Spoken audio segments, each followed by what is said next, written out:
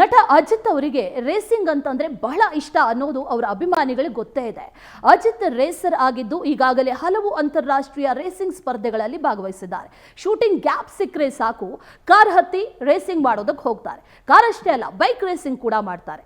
ಸಿನಿಮಾಗಳಲ್ಲೂ ಕೂಡ ಬಹುತೇಕ racing ದೃಶ್ಯಗಳನ್ನ dupe ಇಲ್ಲದೆ ಮಾಡುವಂತ ಏಕೈಕ ನಟ ಅಂತ ಅಂದ್ರೆ ಅದು ಅಜಿತ್. 24H ದುಬೈ ಅಂತ ಕರೆಯಲಾಗುವಂಥ ಮಿಚೆಲ್ 24H ಸೀರೀಸ್ ಪ್ರತಿಷ್ಠಿತ ಸ್ಪರ್ಧೆಯಲ್ಲಿ ಇದೇ ಮೊದಲ ಬಾರಿಗೆ ಅಜಿತ್ ಭಾಗಿಯಾಗ್ತಾ ಇದ್ರು. ಜನವರಿ 12 ಮತ್ತು 13ರಂದು ಚಾಂಪಿಯನ್ಶಿಪ್ ನಡೆಯಲಿದೆ. ಅಜಿತ್ ಇದಕ್ಕಾಗಿ ಹೊಸ ತಂಡವನ್ನ ಕೂಡ ಕಟ್ಟಿಕೊಂಡಿದ್ದಾರೆ. ಅಜಿತ್ ಜೊತೆಗೆ ಮ್ಯಾಥ್ಯೂ ಡೆಟ್ರಿ, ಫ್ಯಾಬಿಯನ್ ಡಫಿಯಕ್ಸ್ ಮತ್ತು ಕ್ಯಾಮರಾನ್ ಮೆಕ್ಲಿಯೋಡ್ ಅನ್ನುವಂಥ ಇನ್ನೂ 3 ರೇಸರ್ಗಳು ಕೂಡ ಇದ್ದಾರೆ. 24 ಗಂಟೆಗಳ ಈ ರೇಸಿಂಗ್ ತರಬೇತಿ ವೇಳೆ ಅಜಿತ್ ಕಾರು ಅಪಘಾತಕ್ಕೆ ಈಡಾಗಿದೆ. 6 ಗಂಟೆಗಳ ಅವಧಿಯ ಎಂಡ್ಯೂರೆನ್ಸ್ ಪರೀಕ್ಷೆಯ ಅಭ್ಯಾಸದ ಅವಧಿಯಲ್ಲಿ ಕಾರು ತಡೆಗೋಟೆಗೆ ಅಪ್ಪಳಿಸಿದೆ. ಈ ರೇಸ್ನಲ್ಲಿ ತಂಡವು 24 ಗಂಟೆಗಳ ಕಾಲ ಕಾರನ್ನು ಓಡಿಸಬೇಕು. ತಂಡದ ಪ್ರತಿ ಸದಸ್ಯ 6 ಗಂಟೆಗಳ ಕಾಲ ಕಾರು ಚಾಲನೆ ಮಾಡ್ತಾರೆ.